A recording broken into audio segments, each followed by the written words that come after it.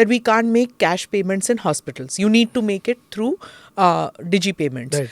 You make that above a certain amount. But now this AIIMS thing which got hacked. Right. So what happens? You put in all this Look, information. one of the things is clear that as we proliferate technology and the internet, and we do it obviously to benefit citizens, and this is around the world, and transform their lives and make it easier for them, the issues of harm are also catching up. The issues of criminality are also catching up. Now, clearly, AIIMS, we know it's a ransomware attack. It is clear, it is very unlikely to be some state actor backed type of an entity. It is very, very sophisticated and it's done from across somewhere. Now, as we have 80 crore Indians and 120 crore Indians coming online, and more small enterprises, large enterprises, government departments all getting digitized, issues of security also come to the fore. Because like I said, user harm and criminality also will expand. It is precisely for that these guardrails need to be built. You talked about what are the filters or what are the boundary conditions. I call them boundary conditions and guardrails. So the Digital India Act, the Digital Personal Data Protection Bill, the IT rules currently, these are all essentially talking about safety and trust and accountability. And safety and trust includes cybersecurity.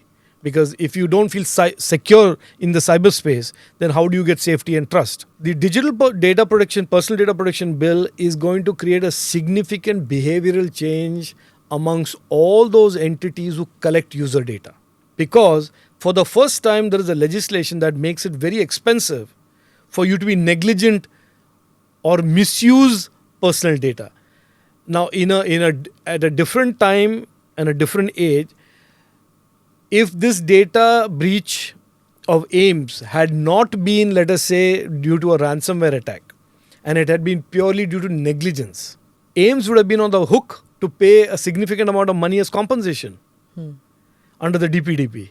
So there is going to be, in the coming months, a significant behavioral change in terms of how you even manage the data. So that is why I said the guardrails are safety, trust and accountability. A search engine that has depended significantly on taking cookies with personal data of users will find that they will have to change their models on the dependence and reliance on personal data to fine-tune their searches. Governments all around the world are grappling with this, which is that the knowledge and foresight and understanding of the underlying internet that the big tech companies have. There's a huge gap between that and how the governments understand and it. Users also. And the users. Especially in India where literacy is low. We have to address that. That is just a fact. We have to address that. We will run these campaigns.